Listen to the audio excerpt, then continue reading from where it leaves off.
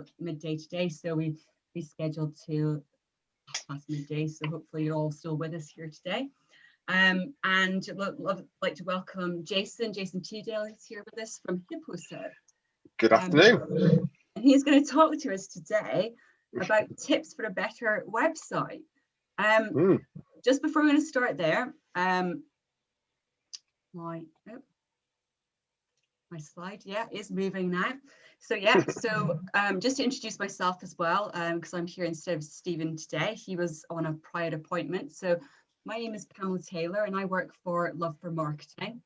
I've left all the contact details on here because I'm only here temporarily just in place of Stephen today. So all the action coach details are here. Also got Jason's details here, so he'll talk you through some slides today. And obviously this contact details here at the beginning, and I'll also leave them at the end as well so that you can contact Jason if you need any of his help, which, you know, I'm sure that we'll all be welcoming your help today.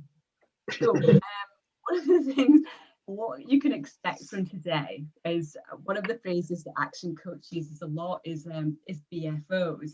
What are they? Blinding flashes of the obvious. So I like to describe blinding flashes of the obvious, which I do get very often, but it's kind of that sense of you hear something and you think, oh my goodness, that's so obvious. I should be doing that and you should have been doing it all along. So that's kind of, you know, and we like to pride ourselves in all our webinars that, you know, that there's always something that you go, oh my God, I should be doing that. And I bet there'll be loads of those during this, isn't there, Jason?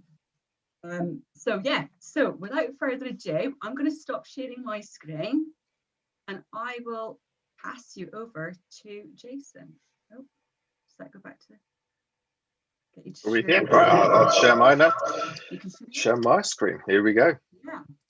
And hopefully we've got some questions along the way too. So just fire them away. Good afternoon. So what I'm going to look at today, and the BFOs hopefully that will come out of this, are just those little things you can do to make your website that a little bit speedier, a little bit faster, that little bit slicker. What people have been finding since March is that their websites are being hit more often, more frequently, because let's face it, that's a lot of the time, that's all we've been able to do is visit the website. It's gone from being just a brochure to your shop front, your business front, your entrance foyer, everything that your business was in your office, your website has suddenly had to become, and it's had to take that on. And what we found is people have noticed their websites sort of struggling to cope with the increased demand. And I'm not going to go into massive technical stuff today. I'm going to be looking at the simple things a busy business owner can do just to make that website a little bit faster, a little bit slicker, without having to go into all the techie, nerdy stuff. That's my job. That's what I do. But this is for everyone else, just to look at what they can do just to make it that little bit slicker. So it's more important than ever that, you know, all that businesses have got an online presence and you know, even if they have got a website that's maybe not quite functioning as well for them, there'll be some good tips here that they'll be able to take away with to improve in some degree, won't they? And it's just simple things. I mean, for the big things, yeah, you might need to get someone in to look at it and audit it. But there's some little things that anyone can do just to speed things up. Right, so here we go. So here's a little slide here, just to highlight my point. 50% of users will leave a website if it doesn't load within 3 to 5 seconds. That's if they don't have something to see and interact with within 3 to 5 seconds. Now that person's probably searched for your website or searched for what you do. So if they don't go to your website, where are they going to go? And they're going to be going to a competitor. That's the next site they'll look at. The next one down in Google, the next link, the next person they know they're going to be looking at. So this is what we don't want to lose. We don't want to lose this core set of potential clients who are visiting your website. So in this webinar, I'm going to be looking at a few things that we've done to improve the performance of websites. Not exhaustive, there are loads of things, you can spend forever doing it and tweaking it, and there's a fine art to getting it right. This is just some of the big things that we can look at. Yeah. So I'm going to be looking at improving performance, improving images, because that's the big thing, limiting lavishness. Sorry, I have a lot of alliteration here. I like it, so it's in here.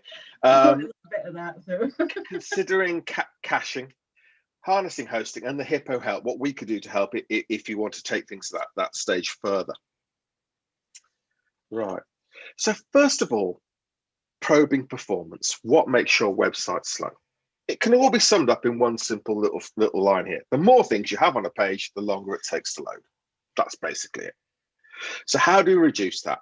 How do we reduce it without totally ruining the look of our page? I mean, there are certain things you have to have on your web page.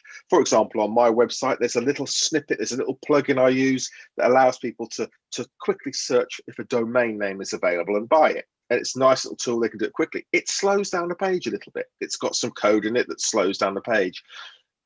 I've thought long and hard about it. I'm not going to take it out because I make money from that little snippet of code. And to take it out would totally reduce the functionality of my website. So I need it in there.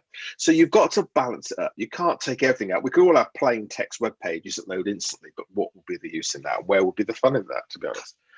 We've had a question come in. Oh. Typically, like, what kind of things increase web page loading times? Are you going to talk to us about that in a minute? Yeah, I'm going to go through all these different things. Typically, it's the more stuff you've got. So if it's more images, it's simple things like if you add lots of different colors or shadows to text. People like shadows or little animations, quirky little things. A big thing that's coming popular this time of year is people add snow animations to their websites to have snow falling down for Christmas. Yes. Okay. They slow it down massively. It's often a lot of JavaScript is used in there that will slow down that website just at a time when you're getting loads of visitors possibly wanting to buy from you. So it might not be the best thing. If you want to have a Christmas thing, have perhaps a Christmas image or a Christmas text, but avoid the Christmassy animations. They'll slow your website down. They'll each person visiting will require. Yeah. Christmassy, but they'll slow it down. Yeah. Absolutely. Yeah. So just tweak your graphics rather than add animations and things like that. Yeah. A tool I like to use, there's loads of tools out there. A tool that I find is really informative. It's called gtmetrics.com. It's a free tool, and I'll show you the reasons why I like to use it in a sec. I'll go through it. And what it does is it gives you some different information about your web page. Okay. It gives you your overall page speed score. And the idea is to get all these things green. The greener, the better. And then it gives you your page load time. It gives you the total size loaded during that page load time and the requests. And it gives you loads of information about what is possibly slowing your website down. In this case, there is no image optimization taking place at all. So that gets us a rating of 0. They could do a bit of web caching, which I'm going to talk about later, which could improve things up. This is a little bit more complex but deferring scripts. So certain things like animations load after the main page is loaded to help it perceive to have loaded faster. Okay. So how does that? Sorry, just a question. Another question that's just come in, Jason. So it says their fully loaded time says 18.7 seconds, and we've got a question here that does that mean that you don't see anything coming up on the page for that amount of time, or what does that mean? That's the fully loaded page time, and what I'm going to talk about next is to look at the difference between that and what the perceived page time, because what happens is that everything to load takes 18.7 seconds, but things will load before that. And what we're looking at is something called the contentful paint. Okay. And the contentful paint, and I'll talk about it here, is I'll just go on GTmetrix. If you click on the timings tab here, it takes you to a page that shows you how long it takes for each thing to load on that page. And the interesting thing is the contentful paint. Now, if you looked on the previous page, the whole page took 18 seconds. On this page, there is something visible for the user to see, something useful after 9.1 seconds. That's what we're aiming for. It doesn't really matter if the rest of the page takes a little bit longer to load, if there is something to look at. However, 9.1 seconds is still too long. Remember at the start, it was at 3 to 5 seconds. Anything longer than that, people are leaving your site in droves. So we want to get this contentful paint down as low as possible. So when you go up and say GTmetrix, this timing section is really useful. You can say, oh, look, 9.1 seconds, I've got to shrink that down. So contentful paint is the time taken before the user sees something useful on their page. So if I click on the waterfall tab here, it takes me to, and it allows me to look at all the elements of that web page. Now, there's a huge long list of these. I've just taken a snippet of where something glaring was standing out. And on this website, I noticed that I keep touching my mouse and it keeps flicking me over the page. It takes me to these two images stood out. Normally, things are loading at the web page. They're bytes or kilobytes in size. These two images are megabytes in size. If you remember, that whole website had 28 megabytes of loading. 25 of those megabytes are down to 2 images loading on that page. So most of what was loading was down to those 2 images. And when I looked at these images, they were huge in size. They were 5,000 pixels wide. To put that into perspective, I've got a nice HD monitor here. It's beautiful. I love it to bits. A 5,000 pixel image would be way too big for that. It's almost, it wouldn't even fit on on that monitor. So it's useless for most people, and especially mobile phones. That image is massive. That poor mobile phone is having to work not only to load those images, but then have to process it to shrink it down to fit the screen. So it's having to work twice as hard. Because those images are too big. And if you look, this is just on a normal web page. The first image is taking nearly 4 seconds to load. The second image is taking nearly 11 seconds to load. It's blocking the rest of the web page loading because we're waiting for those to load. So that was a problem. So all we did, the very first thing I did, this is the simplest thing we did to this web page. I optimized those images, and I'm going to talk about that later. But optimizing those, shrinking those down, and they didn't look any different on the page, but shrinking those down, I was able to drop the increase the page score so it got to a B, so that nice green color. The fully loaded page time then was 9.1 seconds. So remember, that's not the contentful paint, that's the fully loaded page time. So we've halved that. The total data being loaded is now gone from 28 megabytes to 2. So we've reduced that. Requests, that can be all sorts of things happening at the web page. It might be a cookie that's loading that didn't load before. It's anything that's loaded on that page. So for this sort of activity, we're not too worried about the requests that are happening. We just all it was shrink down 2 images. In doing that, we reduced the contentful paint down from 9.1 seconds to 2.9. Now that's under the 3 seconds, so that's well within that limit to keep that audience there. That page is loading. There's something useful on that page, nice and quick. And I haven't done anything else. All I did there was shrink down 2 images. By working and doing other things and tweaking perhaps some more complex things, we can reduce that even further and speed up that website even more. But that's sorry. So can you explain, or are you going to explain how people can reduce those images in size? Yeah. I'm going to give them just get an image, don't they? Yeah, and don't even think about the size of it, and then they just go, oh yeah, we'll just upload that onto the website. So yeah, it's what would be. I mean, phones are now brilliant. I mean, most people use their phones, or perhaps they'll get a photographer in and take a digital photo, and the photos are such good quality now, and they look quite small on your phone screen. But when they're actually huge in pixel size, and they're quite large. When you take that photo, they're large, and you upload them, and they're taking a lot of space, and they're taking a long time to download. And it's getting those images, just optimizing those. And what I'm going to do is I'm going to show a free tool later. So what I want to do, a little game to play. So we have a look at these 2 hippos, and I want to look at them a few seconds and see if you can spot the difference between those 2 images. Oh.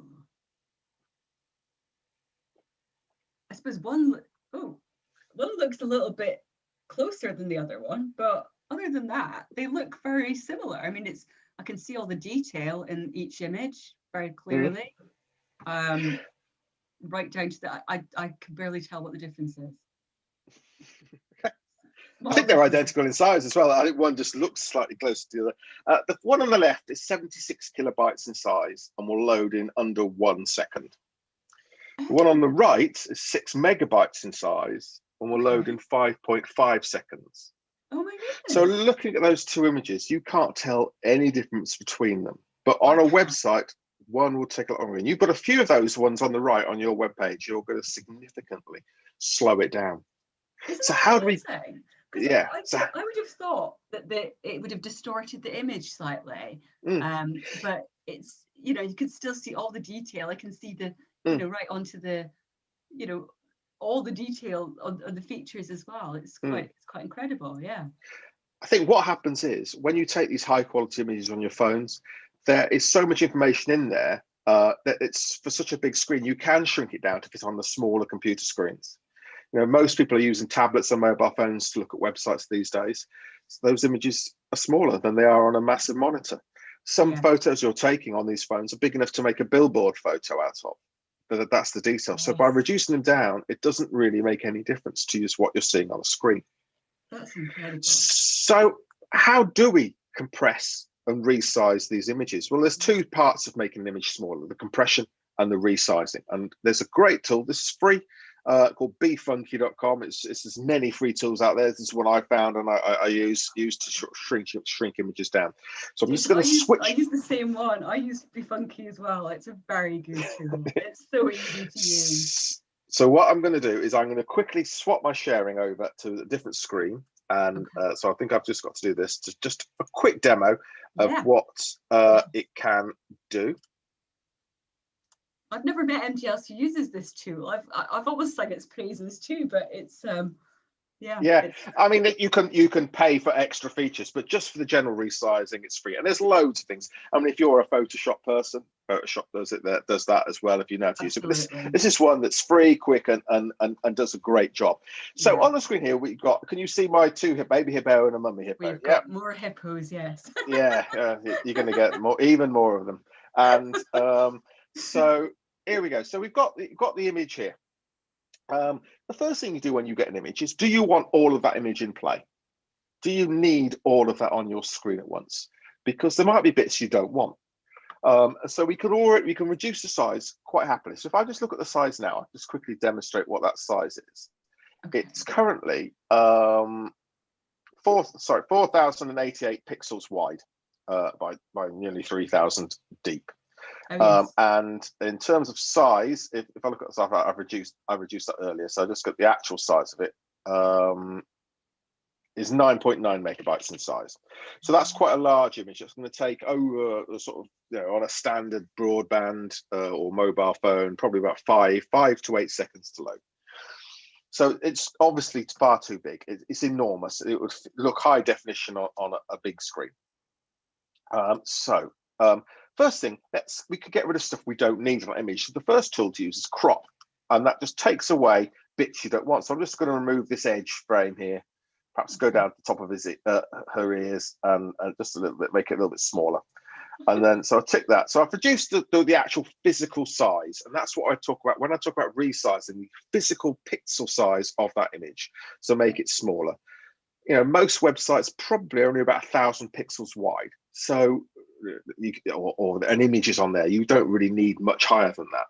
So by reducing it, unless you're doing photography, high definition photography website, you probably don't want your main homepage to have images much bigger than 1,000. So we've got this image here. I've already reduced it a bit. So if I tick that box there, if I went to save that now, remember it was 9.9 megabytes in size. It's just doing a quick recalculation. Hopefully it's a bit smaller. Waiting there. So it's now 7.6 in size. They're 7.6 megabytes. So I've reduced it a little bit, but clearly not enough. So next thing I'm going to do is resize that image. So instead of being 3,000 pixels wide, I'm going to just make it, like I said before, 1,000 pixels wide. It's still probably plenty big enough and far too big for even most images I want on a website, but just for ease, 1,000 pixels wide. So I reduced that. If you look at it as just as an image as an untrained eye, it looks no different. It's still the same image. If I now go to save that, it's now 931 kilobytes in size. So it is from the original, it's 10 times smaller already than the original. So I've already shrunk it 10 times more just by resizing it down just that little bit. What I can now do is compress that image, and this is where you do reduce some of the quality. And you could, this is a great tool because you just got this slider here and you can reduce it down, and then you can reduce the size further. If I reduce it right down here to the low quality image, you'll notice that the image then becomes distorted, like you mentioned before, if you reduce it too much. So it's got black and white, the color's all patchy, it's all pixelated. So, but it's tiny, it would load instantly. So, but you probably don't want that on your website. So it's trading that off. So you increase that size a little bit. That's says it's a low warning. It's a low quality image. It might, if it gets bigger, look a bit pixelated. So just by getting a good balance here, good quality image. Okay. Now only 200 kilobytes in size. So that would be a good quality image that will load up. I think it's well, much faster in a couple of in 1 second, probably about 1 second, possibly less on your page as a main photo. So we've reduced it in a couple of simple steps. Upload that, and then you'll save a bit of time loading your page. Jason, do the different image formats have different uses? Yeah. So on that, so if I just that's my stop share. I'll share back to my original thing now.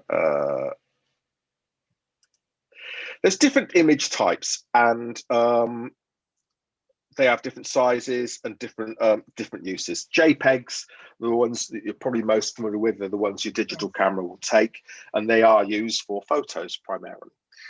There's other ones that are much used quite a lot on web pages called PNG file types, and they've got an extra use. You can make things like have transparent backgrounds.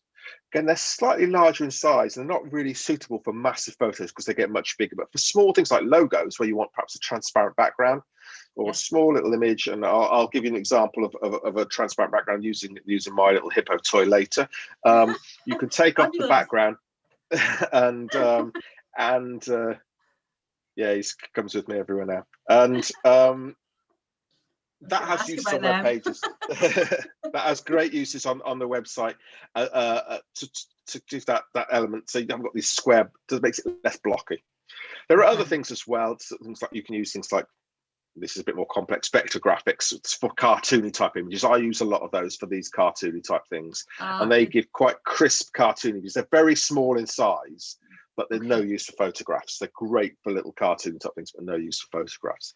And they're the three main ones you use on web pages. Now, there's a new modern format called WebP, and if you're using things like WordPress as your website, you can install a plugin that will convert your JPEG images and your PNG images all to WebP, and they're highly compressed. It was a format invented by Google. It's relatively new, and they reduce the size without reducing the quality, and the website does it automatically for you. And the reason why it does that is it shares that you have two versions on your page, because there are some older browsers that won't show the new image, so you have to have this sort of shows both, but it can really speed up, and it really does improve your rankings on Google, your page speed rankings on the Google, because they like to see you using these new formats.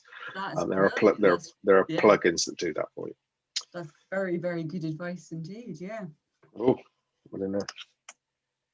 Oh, so have I gone? No, there we go. Sorry, I'm going all over the place. So next section, and that's images. So that's looking at images there, and it's a very simple way you can reduce the images to improve the speed of your website.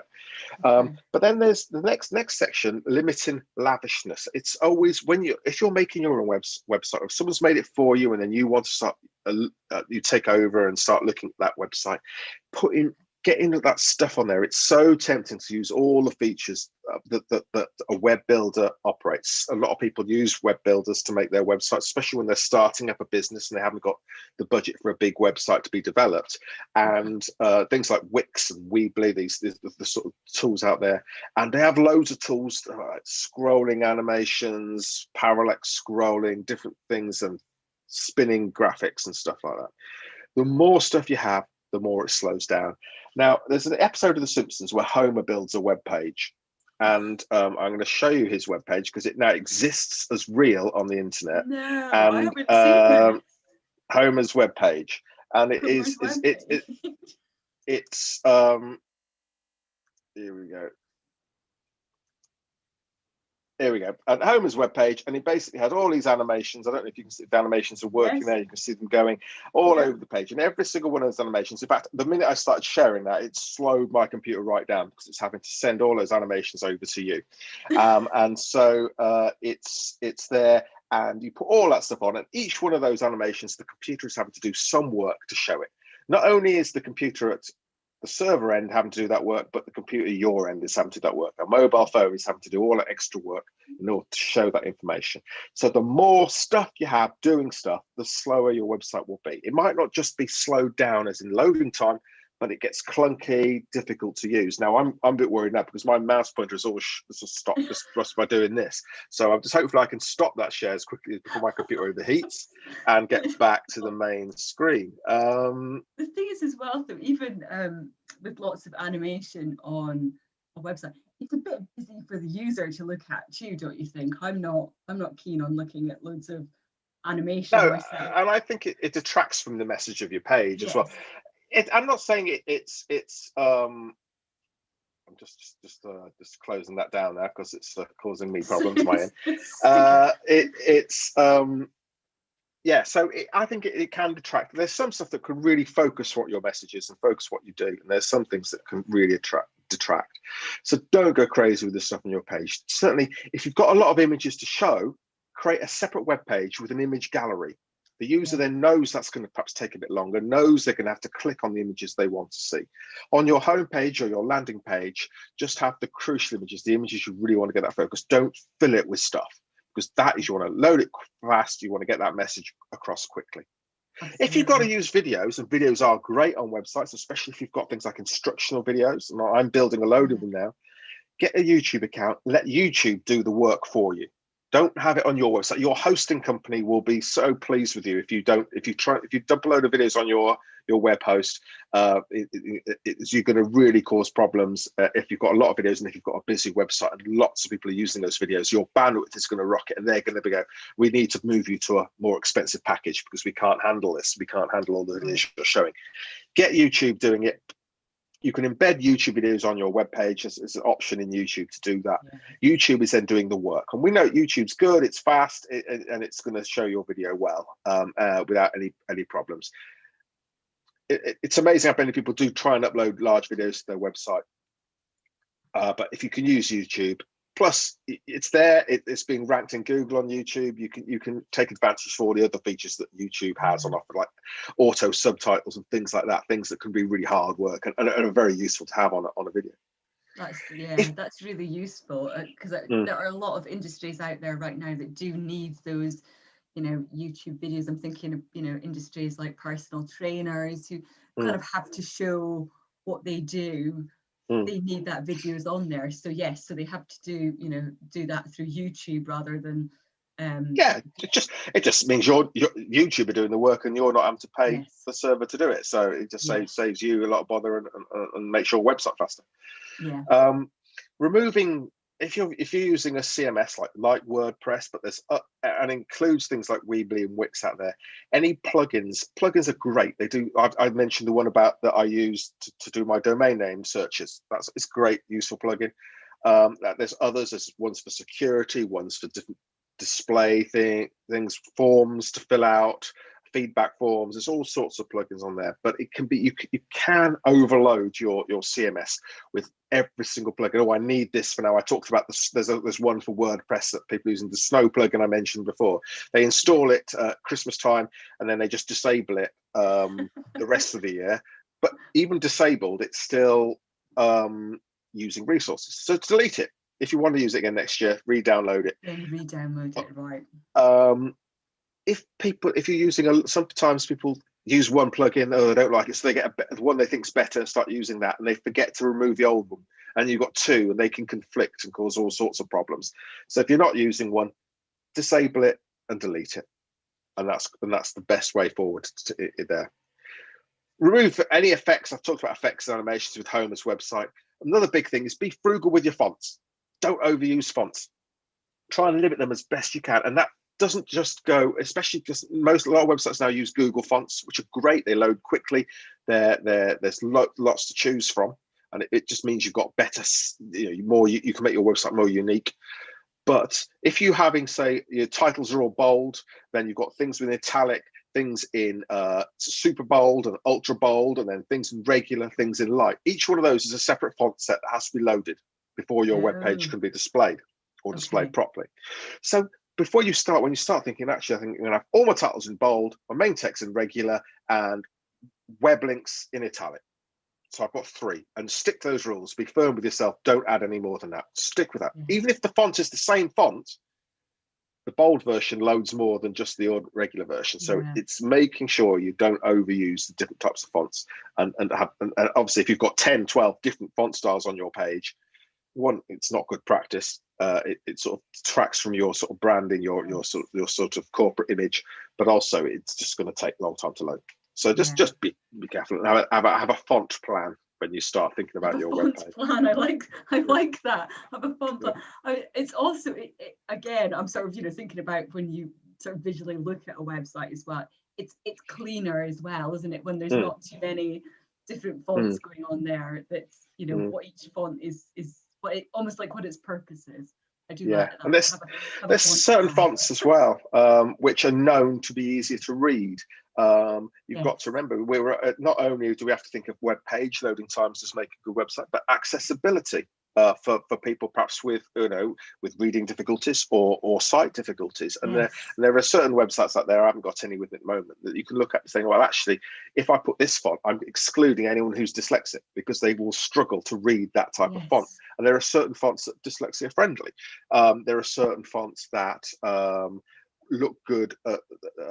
Things like making sure the contrast is good as well. That's not what having I was going to say. a yellow font on a white page is, very difficult to read, but for some people, be impossible to read. The swirly type fonts can be very difficult for certain people to read. I find that difficult to read. I know. I sometimes wonder if it's my own eyesight, but there's many web pages that I go on that, like you say, about the contrasting colours, and I just can't read the writing, or it's very little. Like you might have like pale pink font colour on a pale grey background, and I'm just like, what? I can't see that. So it is interesting that you say that. Yeah. So there are ones. It's something you need to take out because Google does look at accessibility. It's one of its ways when it ranks a page, it looks at things like your choice of fonts. So it's a consideration because you don't want to turn anyone away from your website. No, absolutely. We want to grab them and keep them. Next thing's a little bit more techy, a little more complicated. Caching. Caching. So what caching does, it basically, when you request a web page, the server end has to do a bit of work. It has to build that request.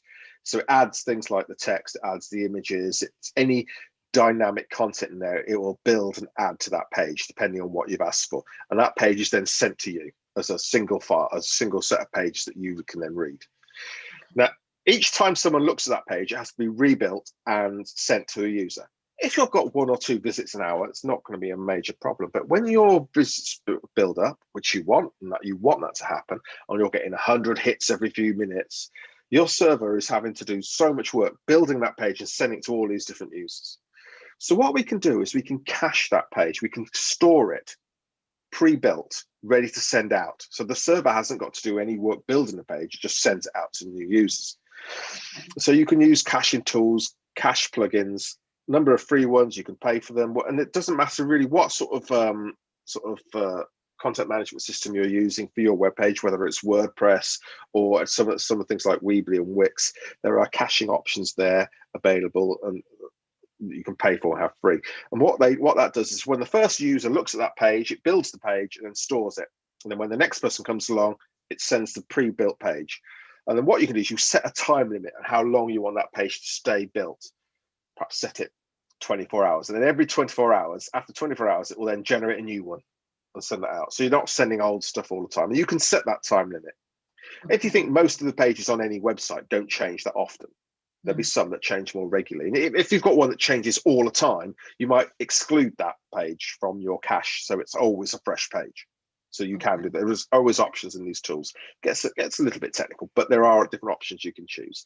You can even set it so perhaps at midnight every night when perhaps your server is not so busy, it pre-builds all the pages ready for the next day. So they're all there ready to be sent out the next day and settable. Is it and what that does, to use more than one of these caching plugins? A lot of people do. They install more than one, and it's not a great idea because when they build their pages, they store them in their own way. and they send them out in their own way. So if you've got two doing that, there's two lots of caching plugins doing that work. So you're increasing the load on your server. You've got two incompatible sort of cached files that are being sent. Which one sends which page? You could get one that's they're different. They're not done at the same time, perhaps. So you get odd ones, and you get conflicts. You get messed up pages, and you don't increase the speed at all. It doesn't help because you're actually increasing the workload done. So it can cause all sorts of technical problems. And one thing, whenever I do a site audit, I go in, and it's one thing I look for is if they're having problems, do they have two cache plugins or more? I've been on ones with 3 or 4 installed, and they're all doing different things. Get rid of and just stick with the one that you like. And there's, it all depends on the use and the type of site. I put 2 free ones there and one a paid one, but there are loads out there. There are loads that do different things and are suitable for different types of website. Okay. But yeah, it's a little bit more tricky as caching, a little bit more complicated, but it is one way you can really speed up a busy website. When your website gets busier, it's one way you can really speed it up and reduce the load at the server end. That's good advice. Yeah. The next step is what we do. It's the hosting side, and it's harnessing that hosting, making sure it's doing the right you get the right package for what you need. Absolutely. And the one thing I'd always say is if you're a business, avoid the starter plans. We've got starter plans. All companies have these starter plans, and they're sort of quite cheap. Ours is $2.99 a month. There are others, 99p a month, the £3 a month. They're the cheapest ones there. And they're designed deliberately in that way to be cheap for people who've got very small websites. If you try and run a business off them, you will hit problems straight away. They will not be able to cope with business traffic. Businesses generate more traffic than a simple blog. They just do. You certainly wouldn't be able to run an e-commerce site off a starter plan. It just wouldn't cope with the number of hits necessary. They're not designed. In fact, they're there. You buy them. If you buy a starter plan, it can often end up costing you more because then you have to upgrade, and the upgrade you lose any discounts you would have got if you bought the higher plan originally. That tends to be what happens because you're an existing customer at that point. So what type of business would a starter plan? I mean, are we talking, if you're going to do a starter, that's kind of like almost like your hobby page? Like yes, it's the hobby thing. I mean, what we've done on ours is we've now got a hassle-free mode on ours, so you can click that and it gets rid of all the technical stuff, and it shows you what that is particularly suitable for. So our starter plans, people who like blogs, blog posters, starting off with that sort of hobby type stuff. We then got a plan slightly higher than that, which is great for community groups. Because they have a different sort of set of needs. They're not hobbies, but they're not businesses. They're sort of stuck in between. Yeah. And then the business plans start on after that. And cheap isn't necessarily the best. You've got to think when you're doing your hosting. If you've got this fantastic, beautiful website, you need it to load quickly. You need it to load without problems. Different errors coming up. So I guess even that hobby page that then turns into an e-commerce, the starter plan is not the right place. No, it's there to get people started on there with very simple one or two page websites. Yeah, that makes sense. Yeah. Yeah, but look also when you're look for plans that can grow with you, especially when you're a business and you're there, you've got your business thing running on your basic web page, and suddenly you're going to put some marketing in place. You've got an advert that's going out, that's being published, or something on the radio.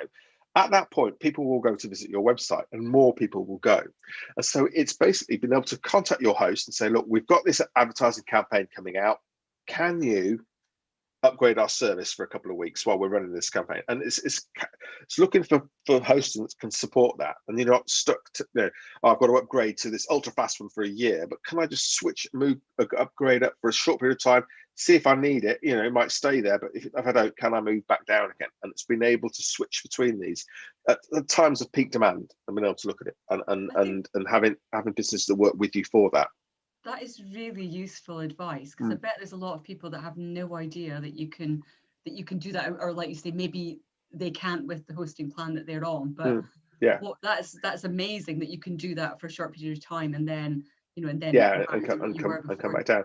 Yeah. It happens to the biggest companies. Microsoft have just released their new Xbox. My son has got one, and the day they released it for sale, the pre-ordering site was in September sometime, and It was midnight on a certain time, or 8 o'clock in the morning, I think it was, and he was up early, ready to buy that. And Microsoft's website couldn't cope with the demand, and if Microsoft, because obviously that was unprecedented demand, and they couldn't cope because suddenly people were hitting their site all of a sudden, and it wasn't able to deal with it, and people were waiting in queues to actually access the website.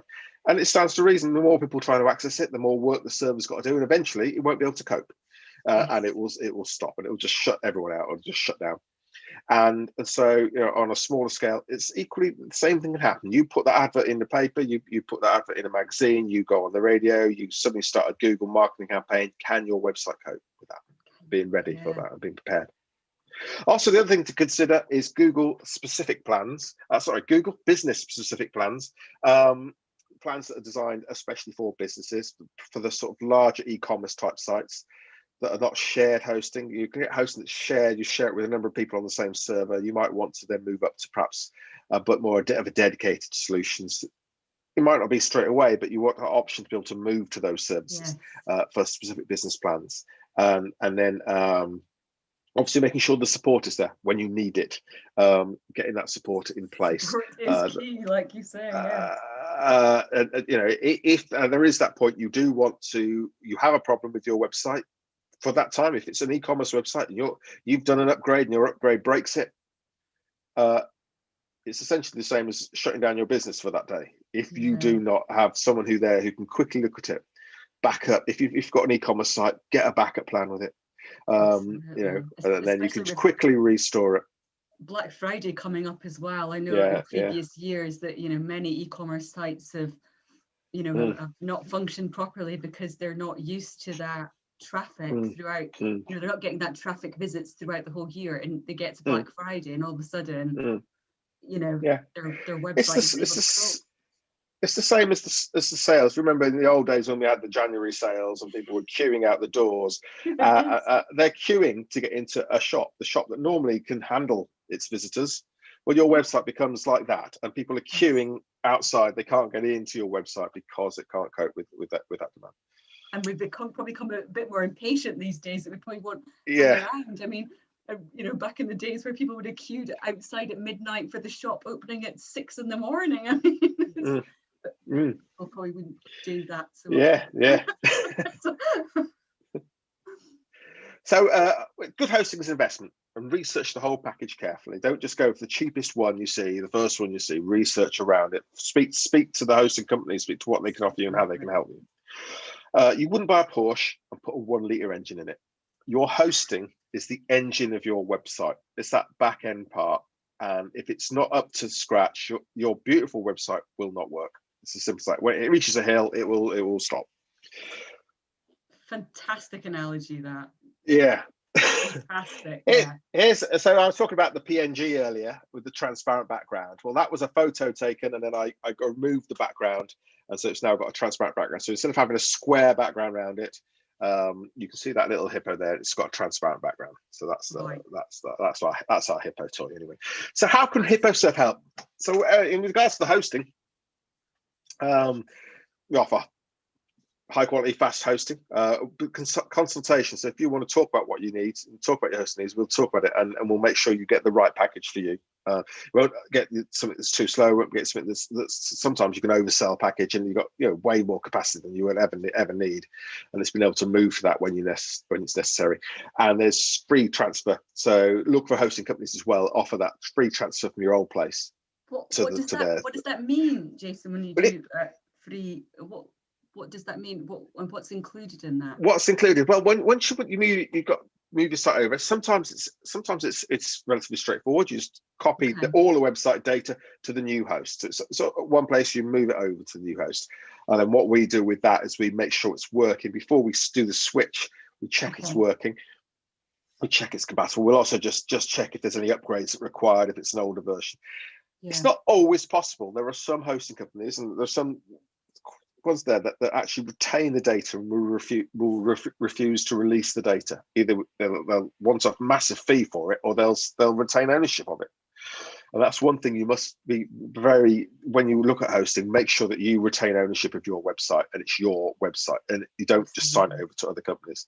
I've heard of companies, I've mentioned them to you in the past, who actually keep ownership of the website data. I'm working with a client now who's absolutely stuck. He's the company's gone bust. They've locked the data. He has no way of accessing it, and it's still working, fortunately for him, but he can't actually access it and transfer it anywhere else. So he's in a bit of panic. So all we can do is rebuild it, and of course it becomes quite costly then when you have to rebuild a website. Yeah, so it really does pay for Yeah. people to do their research before they get involved in a process like this. Yeah. So we offer a wide range of hosting plans. And the other thing I'd always say to a business, if someone's offering the free email for life or free email, it's for a business, it is almost worthless, because what happens with free email, you're sharing it, you're sharing your IP address with lots of different people. And all it takes is one of those people on that list to start using it as a spam or sending bulk emails out, and that IP address will get blacklisted. And then suddenly all your emails are end up in people's spam boxes and being spammed. Mm-hmm. So we offer for businesses business email. We offer it. We don't offer any the standard free email. We offer free email on our shared hosting for a year, but it is actually our business email, and after a year we start to charge for it, just because it causes people more problems by going to these free ones. They're sending their business emails out, and they're going into spam boxes, and so people aren't seeing them, and you don't see them regularly. You don't check your spam boxes regularly. So it's just making sure you can never eliminate spam completely. A lot of it is to do with the content of what the email contains, but it's reducing it as far as you can. So you don't, your email isn't that one that ends up in the spam box. It's making sure it's worth it if you're running a business to pay a little bit for your email, because it's so important in what you're using. Yeah. We offer a little web doctor service, which is really popular at the moment, people wanting to go in. And what we do is we go and we do the image optimization, we find any faults, we upgrade, we do the sort of speed up, what I've been talking about, but we'll look at that there, and we can do that. But there's a lot of guys out there who will do the same sort of thing, do an audit. It's as simple. It's not we're not going to go through and totally alter the way your website works. We go through and do the basics and get it there, improve your website. Yes. Things like look at the security of it. Are there anything we can do to help improve that? Just all those little things will go in. And if it's misbehaving as well, if something is not looking right or something's wrong, we can go in, see if we can fault the front end. And if we can't fix the problem, we don't charge anything for it. So it's a useful tool. People are finding quite useful as they're upgrading their sites. And a lot of people use WordPress. About 70% of the internet is WordPress. I think most of our clients want WordPress in a place. So we do offer the service where we do all the updates, because it's so important with websites to make sure that if you're using plugins, they're updated, that the CMS is kept up to date because of security issues, keeping it secure and working. It includes a backup. This includes a backup tool, so we can back everything up off site. And also, before an upgrade happens, before we do an update, it's also backed up. So sometimes you do an update and that update breaks the site, and it happens time and time again. People say, oh, I've just done this update. I've updated my plugin. Now my website's not working. If you haven't got a backup, it's really quite tricky to get back to how it was. So with the backup, a couple of clicks and you're back to where you were. We've got a question just come in, Jason, saying, is backup necessary if my website doesn't change much? If you've got just a static website that never changes and you don't do anything to it, then I'd say that it isn't as necessary as, say, someone who's running an e-commerce site where you're dealing with someone's data and financial transactions and loads of products that are changing on a day-to-day basis. Yeah. You might decide that you in that case, you might just want to run your own manual backup once a month, just in case. You don't know what's going to happen. And even if it's a static website, if you don't have a copy of it somewhere and it goes, how do you get it back again? That's what you've got to think.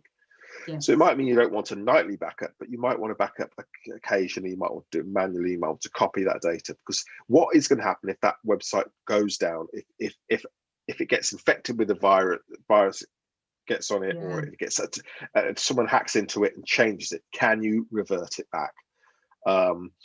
So I would always back up a website, whether it's static or not, because I I've been there. I've been at the other end of it. I've seen the devastation it can cause when that site goes down. But I think it's absolutely essential if you're dealing with e-commerce. Absolutely, or if you've got a dynamic website that changes regularly. Absolutely.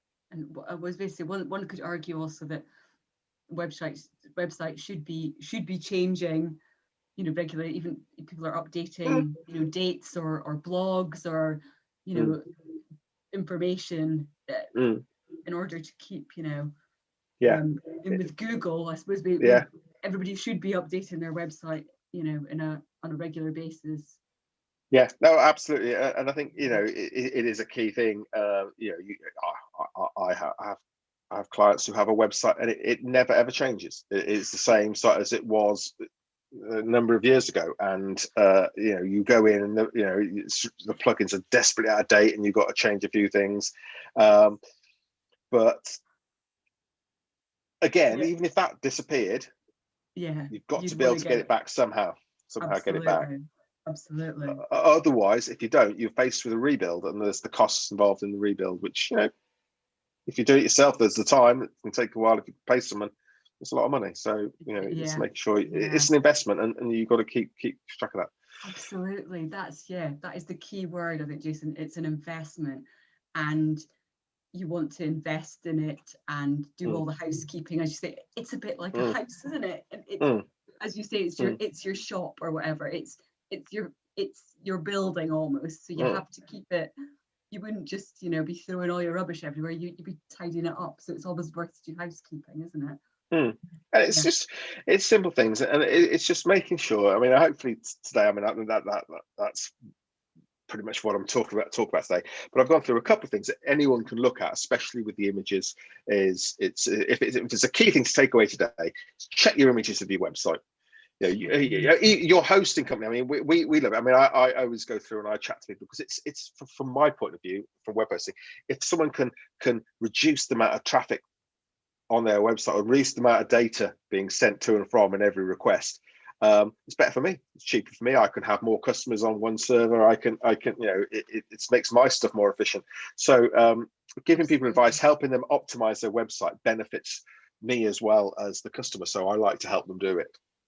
Yeah, I think the key thing on top of that I took from it is probably about the fonts thing as well. I don't think I've ever really thought too much about the fonts in the past. But yeah, I think that's quite an interesting one. Yes, it's making sure you don't use too many, and also you just research the ones that are most accessible for people to be able to read. To be able to read, absolutely. If you've got a website for that's targeting perhaps the Silver Surfer, with perhaps poorer eyesight, you might want to make sure your fonts are slightly larger in size. Young children, there are particular types. If you've got a site, like if you're producing a site for an education or something like that, the type of font you got there are certain ones that make it easy for a young child to read. There are certain types of font that are better, and it's adapting. And it's making sure that you don't just use the one that you like and fancy. It goes back to, it's like, know your audience. That's know who you're targeting, who's going to be looking at your website, and what requirements they need. It's I kind of always go back to that. It's kind of what does your customer need to see. So that's always good. That's fantastic. Thank you, Jason, for that. Shall I I'll get you to did I just stop the share? Stop the share, and I shall share my screen again. Where are we?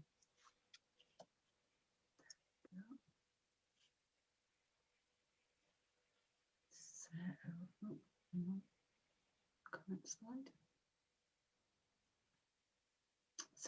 So I hope that has helped people. Who've had many questions in there too. I think that's really useful tips just now. I can't stress enough. I think that there's so many businesses that really almost need to up their website stakes now, because we're now in a second lockdown. I know, which obviously we're going to come out of.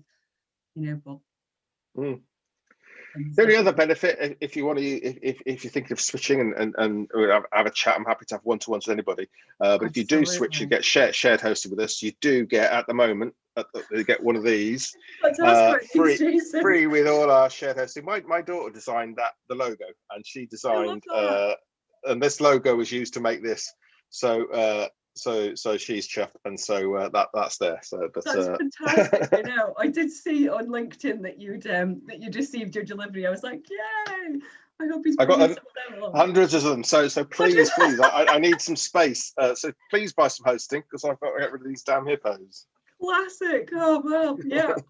It's I absolutely love them. But yeah, there is Jason's contact details here. So please do get in touch. I know that this is, you know, definitely something that, you know, Jason is very, very passionate about helping people.